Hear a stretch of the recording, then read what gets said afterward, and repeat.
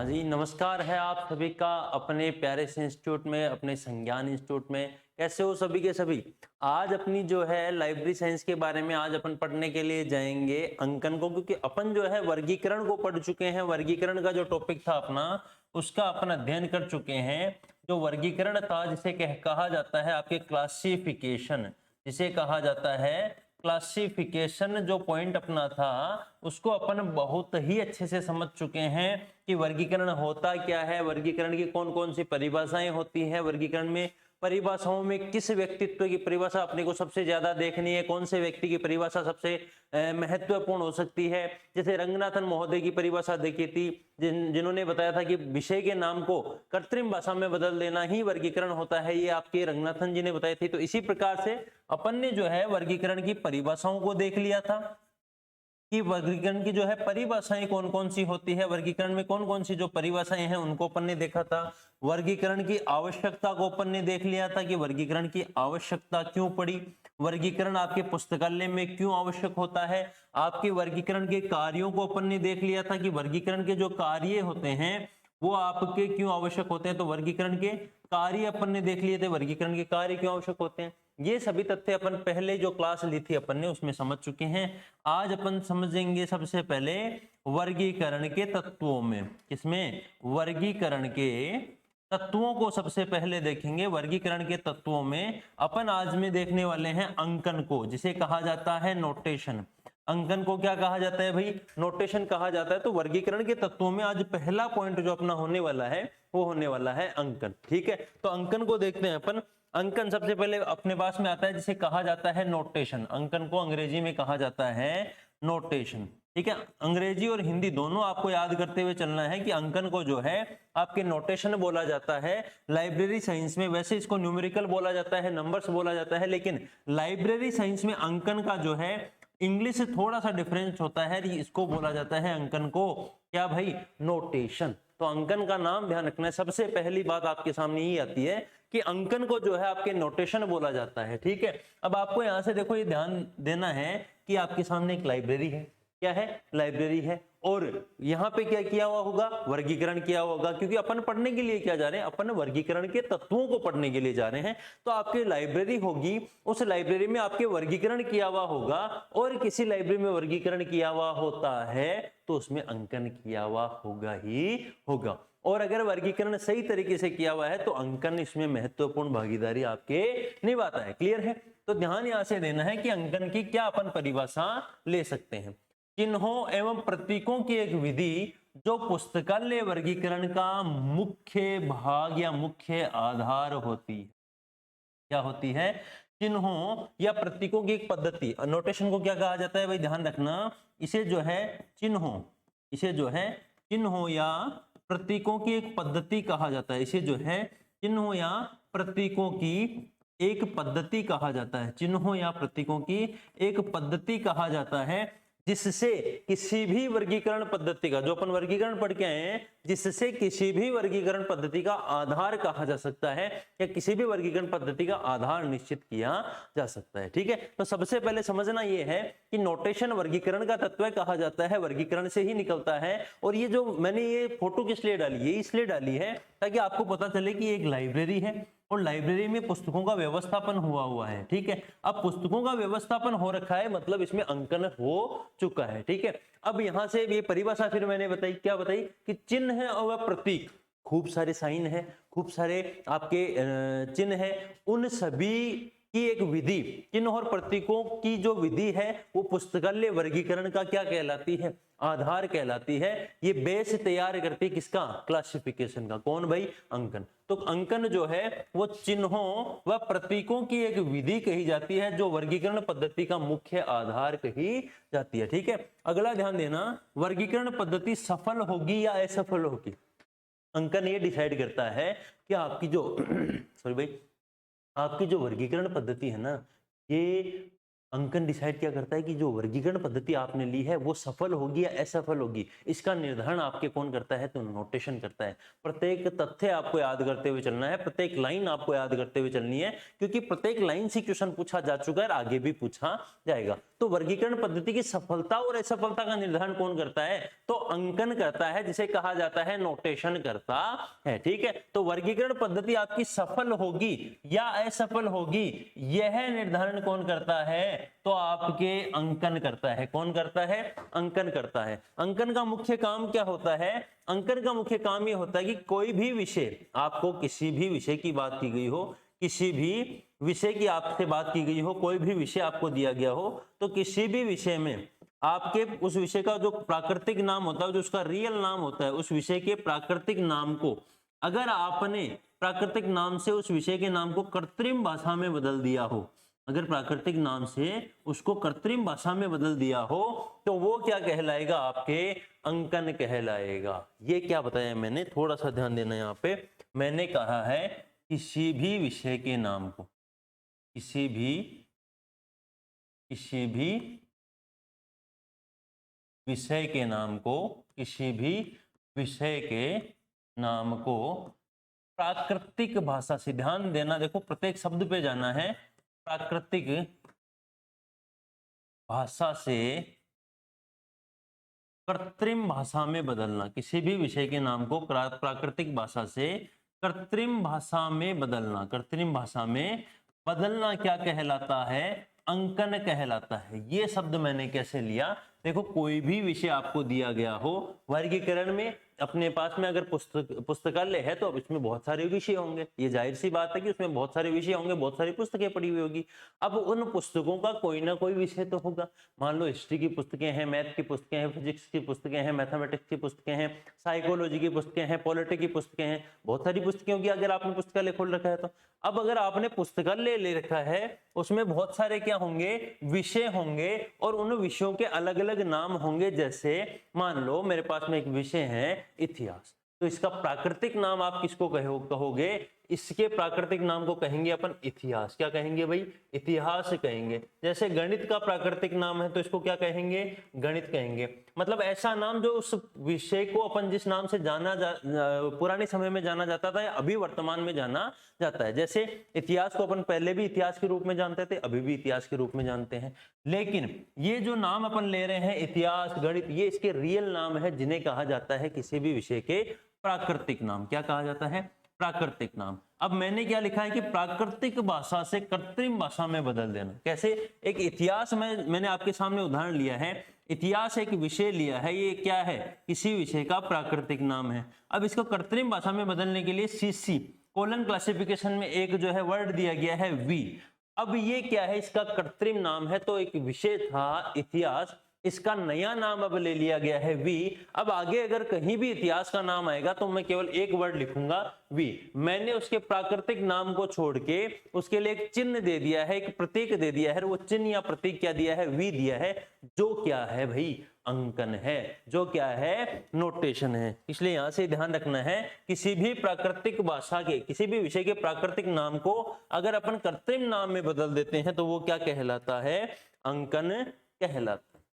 Clear है? यहां तक आपको समझ में आ गया होगा कि अंकन जो है वो होता क्या है, आपके नोटेशन जो है वो होता क्या है। ठीक है, आगे आप क्या ध्यान देना है कि अंकन की परिभाषाएं। देखो, जब अपने को समझना है कि अंकन क्या होता है तो अंकन समझ लिया, लेकिन अब अपने को पढ़नी पड़ेगी कि भाई साहब अंकन की कुछ परिभाषाएं भी दी हुई होगी ना, कुछ अंकन की कुछ डेफिनेशंस भी दी होगी जो आपके एग्जाम में ज्यादा पूछी जाती है। तो यहां से अब अपन जो है क्वेश्चन बनाना शुरू करेंगे कि अंकन की परिभाषाएं क्या देख रहे हैं? अंकन की परिभाषाएं। नोटेशन की क्या देख रहे हैं भाई? परिभाषाएं देख रहे हैं, डेफिनेशंस देख रहे हैं, जिसमें पहला व्यक्ति है मार्गरेट मान। कौन है? पहले व्यक्ति का नाम आया है मार्गरेट मान। सबसे पहली परिभाषा देखेंगे मार्गरेट मान की, जो एक क्या है भाई? महिला है। क्या है? महिला है। ये जो मैंने फोटो लगाई है ये महिला है, और इन्हीं का क्या नाम है? मार्गरेट मान है। इन्हीं का क्या नाम है भाई? मार्गरेट मान है। तो आपको यहां से ध्यान ये देना है कि अब प्रत्येक लाइन से आपके क्वेश्चन पूछा जा चुका है और आगे भी आपसे क्वेश्चन जो है पूछा जाएगा। ठीक है, तो यहां से ध्यान ये देना है कि अब पढ़ेंगे परिभाषाओं को। सबसे पहली परिभाषा आपके सामने आ रही है मार्गरेट मान की। मार्गरेट मान ने अंकन के लिए परिभाषा देते हुए कहा था कि वर्ग या उपवर्ग का प्रतिनिधित्व करने के लिए, किसी भी वर्ग या उपवर्ग का, किसी भी क्लास और सब क्लास का प्रतिनिधित्व करने के लिए जो चिन्ह या प्रतीक जिनका आप उपयोग ले रहे हो वही क्या कहे जाएंगे, अंकन कहे जाएंगे। तो यहां से पकड़ना क्या आपको, जो मैंने अंडरलाइन किया है, जो मैंने रेड बॉक्स में बंद किया है, चिन्ह, वर्ग व उपवर्ग का प्रतिनिधित्व, दो ही शब्द पकड़ने हैं, वर्ग व उपवर्ग का, वर्ग व उपवर्ग का प्रतिनिधित्व। जो मैंने लिखा है यही आपको यहां से क्लियर करना है, यही यहां से आपको पकड़ना है कि वर्ग व उपवर्ग का प्रतिनिधित्व करने के लिए जिन चिन्हों या प्रतीकों का उपयोग किया जाता है वो चिन्ह या प्रतीक क्या कहे जाते हैं, तो वो चिन्ह या प्रतीक आपके अंकन कहे जाते हैं। ये परिभाषा किसकी थी, मार्गरेट मान की थी। दूसरे थे फिलिप्स महोदय, दूसरे कौन थे, फिलिप्स महोदय। ये परिभाषाएं अभी तक जो परिभाषाएं आपको मैं बता रहा हूं, जो याद करवाने का प्रयास कर रहा हूं, ये परिभाषाएं सबसे ज्यादा बार अभी तक पूछी जा चुकी है। ठीक है, कौन है, फिलिप्स महोदय। दूसरे व्यक्ति का नाम क्या है, फिलिप्स महोदय हैं। इन्हीं प्रतीकों की श्रृंखला ही अंकन है। ये परिभाषा किसकी है, फिलिप्स की है, जिसको अंग्रेजी में आपको याद करना है, series of symbols. Series of symbols ये परिभाषा किसने दी है, तो फिलिप्स ने दी है। किसने दी है, सीरीज ऑफ सिंबल्स ये परिभाषा जो है किसने दी है, या जिसे प्रतीकों की श्रृंखला ही अंकन है, ये परिभाषा किसने दी है, तो ये परिभाषा आपके दी गई है भाई साहब किसके द्वारा, फिलिप्स महोदय के द्वारा। और मान ने कहा था वर्ग और उपवर्ग का प्रतिनिधित्व करने के लिए जिस चिन्ह या प्रतीक का आप उपयोग करते हो वो क्या कहलाएगा, अंकन कहलाएगा। लेकिन फिलिप्स ने कहा था भाई साहब सीरीज ऑफ सिंबल, श्रृंखला, अंकों की श्रृंखला ही या प्रतीकों की श्रृंखला ही क्या है, अंकन है। किसने कहा था, फिलिप्स ने कहा था। तीसरी परिभाषा देखते हैं हेनरी ई ब्लिस महोदय की, आपके एच ई ब्लिस की देखते हैं। इन्होंने कहा था सिस्टम ऑफ सिंबल्स, इनकी भी अंग्रेजी में याद करनी है, सिस्टम ऑफ सिंबल्स। बहुत बार यहां से डायरेक्ट प्रश्न पूछा गया है कि सिस्टम ऑफ सिंबल्स क्या है, या प्रतीकों की प्रणाली ही अंकन किसने कहा था, प्रतीकों की प्रणाली को ही अंकन किसने कहा था, तो हेनरी ई ब्लिस ने कहा था। किसने कहा था भाई साहब, हेनरी ई ब्लिस ने कहा था। ठीक है, चौथी परिभाषा है रिचर्डसन के अनुसार। रिचर्डसन ने जो है अंकन को संक्षिप्ताक्षर कहा था, संक्षिप्त अंक कहा था, या अंग्रेजी में देखें तो notation is a shorthand sign कहा था। ठीक है, तो ये परिभाषा अभी तक बहुत बार पूछी जा चुकी है कि रिचर्डसन ने अंकन की क्या परिभाषा दी थी। तो रिचर्डसन ने अंकन के लिए कहा था कि अंकन जो है वो आपके शॉर्ट एंड साइन है, संक्षिप्ताक्षर है। अब थोड़ा सा यहां से ध्यान दे लेना, मैंने 4 परिभाषाएं लिखी है। पहली परिभाषा मैंने लिखी है मान महोदय की, किसकी, मान महोदय की मैंने पहली परिभाषा लिखी है।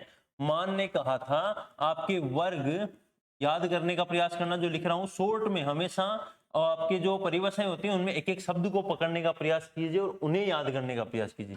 वर्ग व उपवर्ग का प्रतिनिधित्व करने के लिए, देखो ध्यान देना, वर्ग व उपवर्ग का प्रतिनिधित्व, वर्ग व उपवर्ग का प्रतिनिधित्व करने के लिए जिन चिन्ह व प्रतीकों का उपयोग किया जाता है वो कहलाते हैं आपके अंकन कहलाते हैं। दूसरी परिभाषा आपने पढ़ी है फिलिप्स महोदय की, किनकी पढ़ी है, फिलिप्स महोदय की। इन्होंने कहा है सीरीज ऑफ सिंबल्स, इन्होंने क्या कहा है, अंग्रेजी में याद करना, सीरीज ऑफ सिंबल्स जो है इन्होंने परिभाषा दी है किसकी भाई, अंकन की, जिसे कहा गया है प्रतीकों की श्रृंखला ही अंकन होती है। ये बात किसने कही, प्रतीकों की श्रृंखला ही, सीरीज का अर्थ होता है श्रृंखला, तो प्रतीकों की श्रृंखला ही अंकन होती है। ये बात किसने कही थी, तो ये बात आपके फिलिप्स महोदय ने कही थी।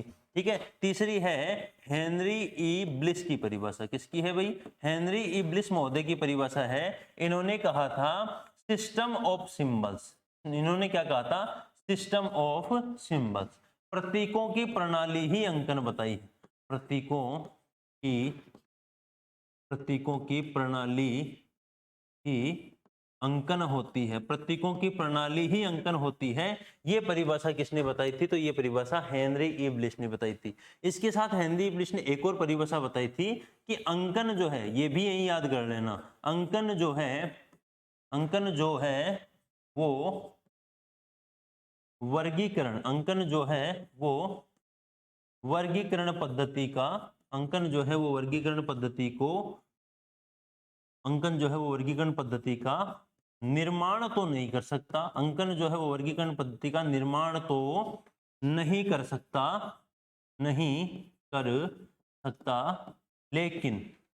लेकिन नष्ट जरूर कर सकता है, लेकिन नष्ट जरूर कर सकता है, लेकिन नष्ट जरूर कर सकता है। ठीक है, ये परिभाषा भी किसकी है कि अंकन जो है, जो नोटेशन जो है, जिसको वर्गीकरण का आधार कहा गया है, वो किसी भी वर्गीकरण पद्धति का निर्माण या उसको बना तो नहीं सकता, लेकिन उसको नष्ट करने में अपनी पूरी भागीदारी देता है। ये परिभाषा भी किसकी है? हेनरी ई ब्लिस महोदय की है। चौथी परिभाषा अपन ने देखी थी ईसी रिचर्डसन की। किसकी देखी थी? ईसी रिचर्डसन महोदय की। ईसी रिचर्डसन ने परिभाषा बताते हुए कहा है, रिचर्डसन ने महोदय जी ने कहा है कि आपके अंकन जो है एक संक्षिप्ताक्षर है।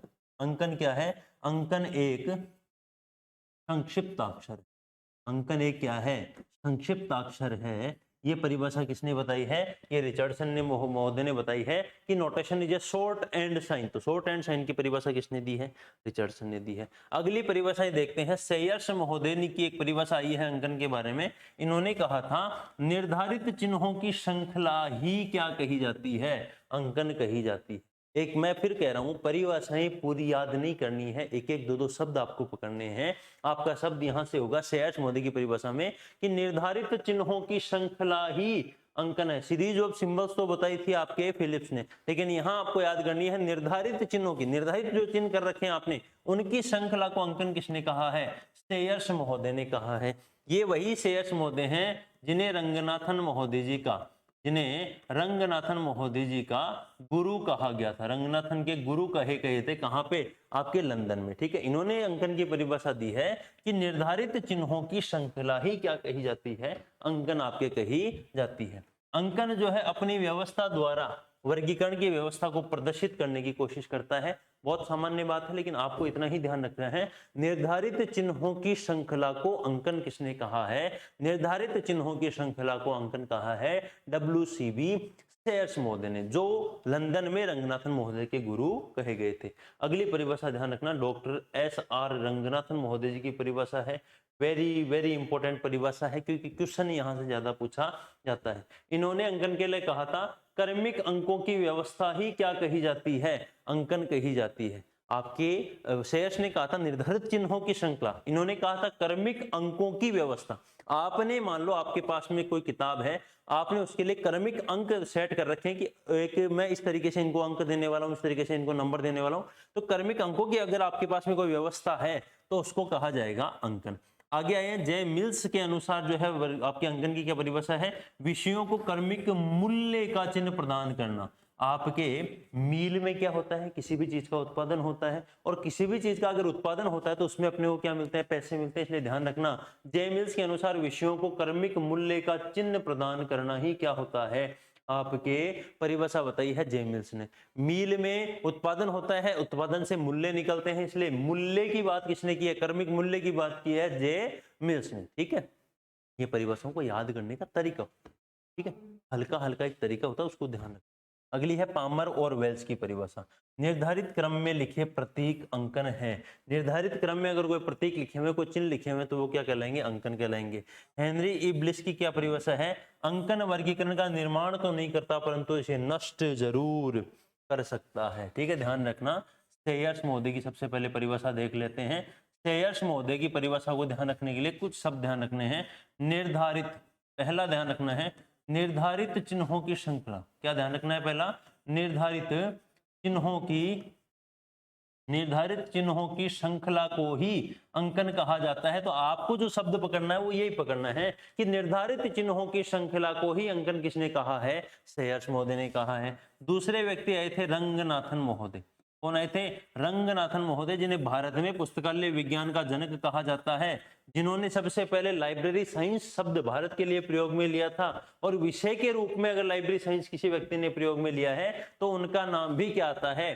सियाली रामामृत रंगनाथन। इनका जन्म आपके 12 अगस्त 1892 को हुआ था।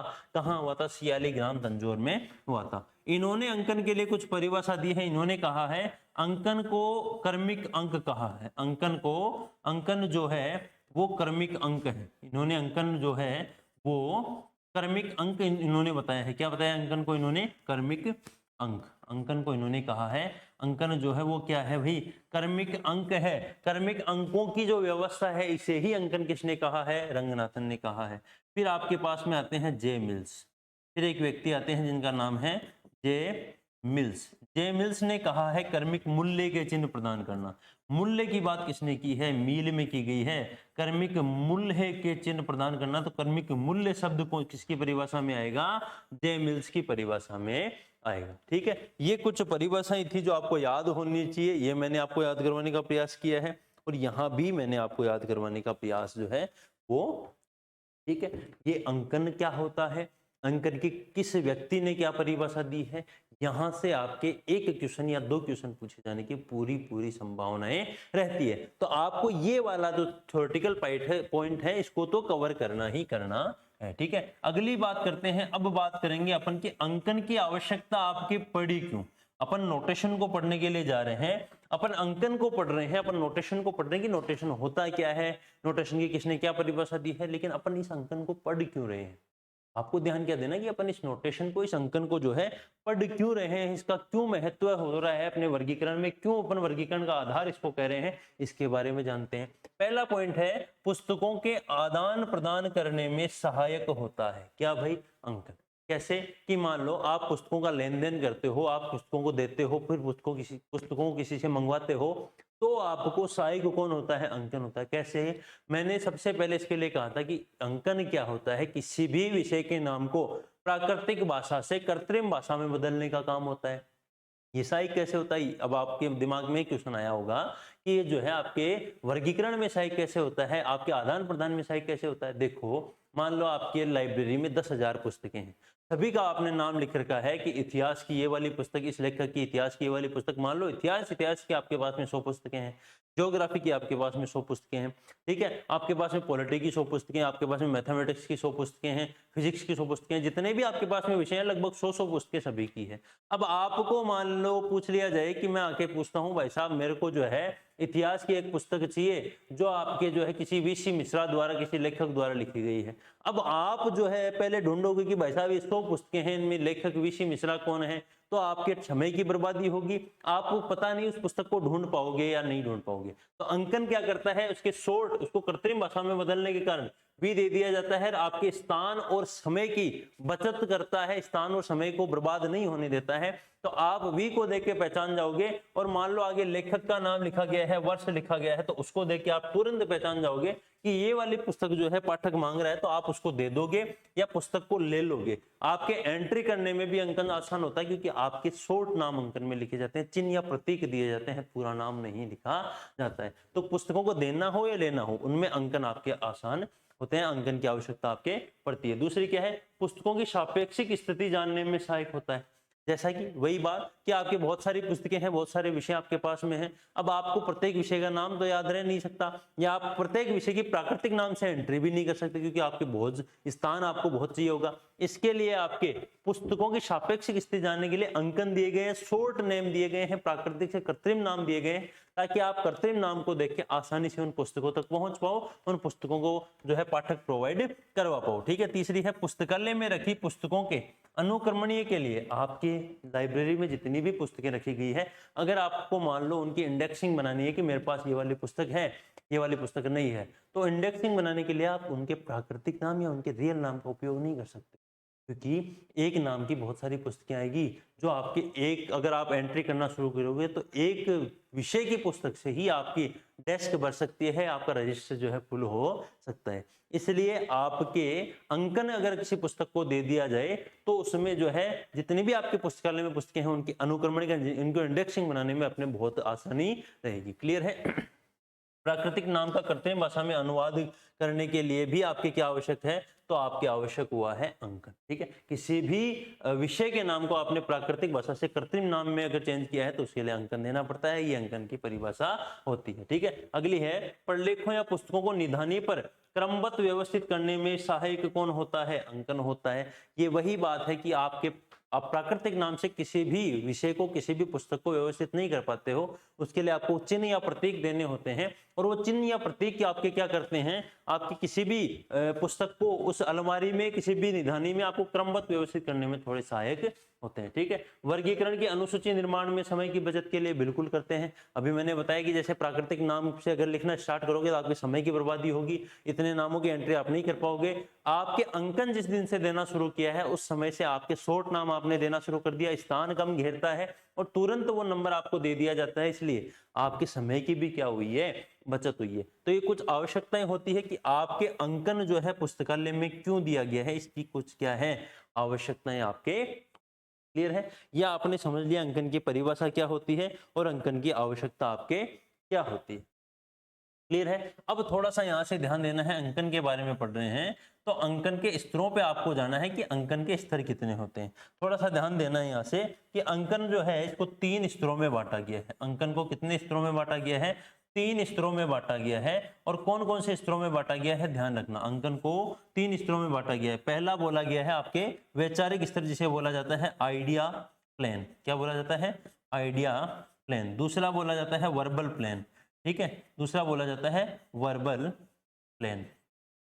तीसरा बोला जाता है नोटेशन प्लेन। तीसरा क्या बोला जाता है, नोटेशन। ये 3 प्रकार के आपके प्लेन बताए गए हैं, स्तर बताए गए हैं अंकन के।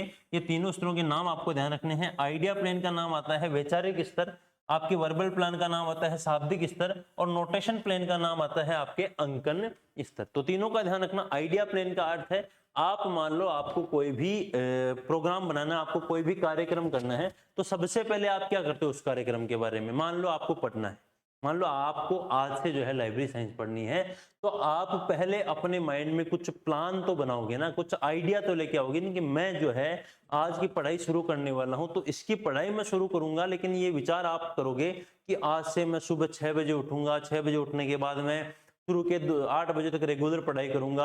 आप क्या बना रहे हो, विचार बना रहे हो कि मैं इस हिसाब से पढ़ूंगा, फिर 2 घंटे का गैप लूंगा, फिर मैं 10 से 12 बजे तक पढ़ूंगा, फिर मैं 1.5-2 घंटे का गैप लूंगा, फिर मैं 3 बजे से लेकर 6 बजे तक पढ़ूंगा, फिर 1 घंटे का गैप लूंगा, फिर रात को पढ़ूंगा। तो लगभग 8 से 9 घंटे की मेरी पढ़ाई हो जाएगी। इस पढ़ाई को अगर मैं रेगुलर रख लूंगा तो 6 महीने में मेरा कोर्स कंप्लीट मेरे को समझ में आ जाएगा और मैं कहीं भी जो है लाइब्रेरियन की पोस्ट को ग्रहण कर पाऊंगा। आपने पहले क्या बनाया है, पढ़ने से पहले आपने एक विचार बनाया, एक आइडिया अपने दिमाग में लेके आओगे, इस तरीके से मैं पढ़ूंगा तो मेरी जो पार पढ़ जाएगी। दूसरा है वर्बल प्लान।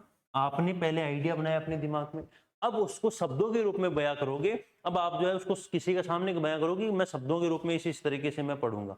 पहले आपने विचार बनाया, फिर आपने उस जो विचार था उसको शब्दों के रूप में बयां किया है कि हाँ साहब मैंने ये वाला विचार बनाया, मैं इस तरीके से आपके पढ़ाने वाला हूँ। तीसरा, आप जब उसको लिख लोगे, आपने जब इसको लेखन में ले लिया है, आपने अंकन में ले लिया है, तो तीसरा स्तर हो जाएगा। तो 3 स्तर किसी भी अंकन को समझने के लिए होते हैं। पहला होता है वैचारिक स्तर, ज्ञान जगत का विस्तृत अध्ययन कर उपलब्ध एवं भविष्य के विषयों को व्यवस्थित करने की योजना होती है, आपको इसमें प्लानिंग बनानी होती है। शाब्दिक स्तर में इसी योजना को शब्दों में परिवर्तित करना शाब्दिक स्तर कहा जाता है। और इसी योजना जो आपने शब्दों में किया है, इसमें आपने प्राकृतिक भाषा को जब कृत्रिम भाषा में बदल दिया, जब आपने इसको लेखन के रूप में ले लिया है, तो वो आपके कहलाएगी वैचारिक नहीं, अंकन। तो अंकन को कितने स्तरों में डिवाइड किया गया है, आपको ध्यान रखना है। अंकन को जो है आपके 3 स्तरों में डिवाइड किया गया है। कितने स्तरों में भाई, अंकन को जो है 3 स्तरों में डिवाइड किया गया है। और ये तीनों स्तर कौन कौन से हैं, थोड़ा सा यहाँ से ध्यान आपको रखना है। पहला स्तर है आपके आइडिया प्लान वैचारिक स्तर, दूसरा है शाब्दिक स्तर, और तीसरा आता है इसमें कौन सा भाई, आपके अंकन स्तर। क्लियर है। तो 3 आपके क्या हो गए इसमें स्तर हो जाते हैं। अब चौथा आपको देखना है, थोड़े से यहाँ से क्वेश्चन आप लोग देख लेना। क्वेश्चन नंबर 1 क्या है, चिन्हों व प्रतीकों की एक विधि को क्या कहा जाता है, बताना है। क्योंकि ये मैंने देखो जितना मैटर मैंने पढ़ा दिया उसके लिए मैं कुछ क्वेश्चंस लेके आया हूँ, ताकि आपको जितना मैटर पढ़ाया गया उसको थोड़ा सा समझ लो, आप थोड़ा सा उसको ग्रहण कर लो। ठीक है। तो क्वेश्चन है, चिन्हों व प्रतीकों की एक विधि को क्या कहा जाता है, what is the method of science and symbols collected. अंकन कहा जाता है, वर्गांक संख्या कहा जाता है, पुस्तक संख्या कहा जाता है, संग्राहक संख्या कही जाती है। तो आपका आंसर यहाँ से कौन सा होगा, जल्दी से बताना। मेरे हिसाब से यहाँ से आंसर होने वाला है अंकन। ठीक है, आपको भी कमेंट करना है। वर्ग उपवर्ग का प्रतिनिधित्व करने के लिए जिस चिन्ह या प्रतीक का प्रयोग किया जाता है, यह परिभाषा किसने दी थी। आपसे ये प्रश्न जो है पूछा गया है। अब आंसर दिए गए हैं 4, 1, 2, 3 और 4, मान, ब्लिस, सेच और रंगनाथन। तो आपको बताना है वर्ग व उपवर्ग का प्रतिनिधित्व करने वाली किसने बताई थी।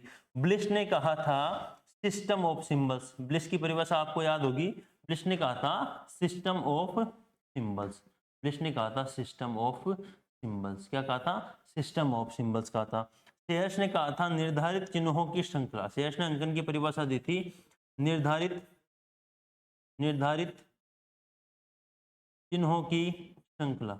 निर्धारित चिन्हों की श्रृंखला ही किसने अंकन होती है, ये परिभाषा किसने दी है, आपके शेष ने दी है। रंगनाथन ने कहा था क्रमिक अंकों की व्यवस्था ही अंकन होती है, क्रमिक अंकों की व्यवस्था ही अंकन होती है, ये परिभाषा किसने दी थी, रंगनाथन ने दी थी। और मान ने कहा था किसी भी वर्ग या उपवर्ग का प्रतिनिधित्व करने के लिए जिस चिन्ह या प्रतीक का उपयोग किया जाता है वो आपके अंकन कहलाता है, ये किसने दी थी, मान महोदय ने ये परिभाषा दी थी। इसलिए इस प्रश्न का आंसर हो जाएगा ए नंबर ऑप्शन। क्लियर है। अगले प्रश्न पे चलते हैं। अगला प्रश्न है अंकन वर्गीकरण का निर्माण तो नहीं कर सकता परंतु इसे नष्ट जरूर कर सकता है, ये परिभाषा किसने दी थी, तो ये परिभाषा 4 ऑप्शन आपको दिए गए, मान, ब्लिस, शेर और रंगनाथन। ये बताना है मान ने जो अंकन की परिभाषा दी है उसमें उन्होंने कहा है किसी भी वर्ग या उपवर्ग, किसी भी वर्ग या उपवर्ग का, किसी भी वर्ग या उपवर्ग का प्रतिनिधित्व करने के लिए, किसी भी वर्ग या उपवर्ग का प्रतिनिधित्व करने के लिए जिस चिन्ह या प्रतीक का उपयोग किया जाता है उसे अंकन कहा जाता है, ये परिभाषा तो दी है मार्गरेट मान ने। दूसरी परिभाषा है ब्लिस महोदय ने। ब्लिस ने कहा है प्रतीकों की प्रणाली ही अंकन होती है। ब्लिस ने क्या कहा है, प्रतीकों की प्रणाली जिसे बोला जाता है system of symbols he notation होता है, उसे ही क्या कहा जाता है, नोटेशन या अंकन कहा जाता है, ये परिभाषा दी थी ब्लिस ने।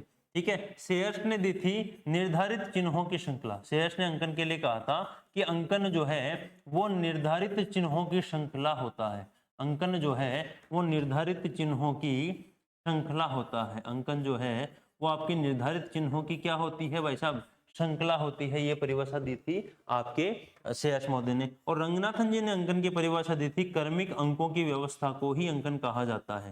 इन्होंने कहा था क्रमिक अंकों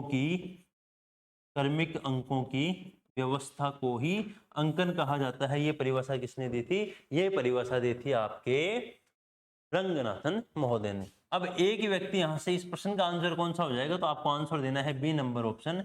ब्लिस ने एक और परिभाषा दी थी, उसमें उन्होंने कहा था कि वर्गीकरण पद्धति का निर्माण तो नहीं कर सकता, अंकन जो है वो वर्गीकरण पद्धति का निर्माण तो नहीं कर सकता लेकिन नष्ट जरूर कर सकता है, लेकिन नष्ट जरूर कर सकता है। ये परिभाषा किसकी थी, तो ये परिभाषा थी आपके ब्लिस महोदय की। तो 3 नंबर क्वेश्चन का आंसर हो जाएगा आपके बी नंबर ऑप्शन। ठीक है। अगला प्रश्न देखते हैं।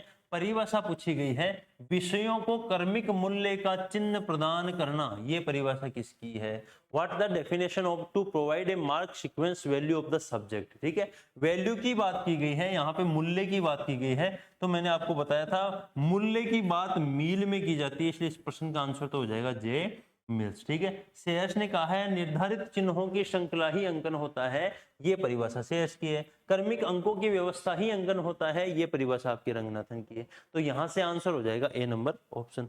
अगले प्रश्न पे चलते हैं।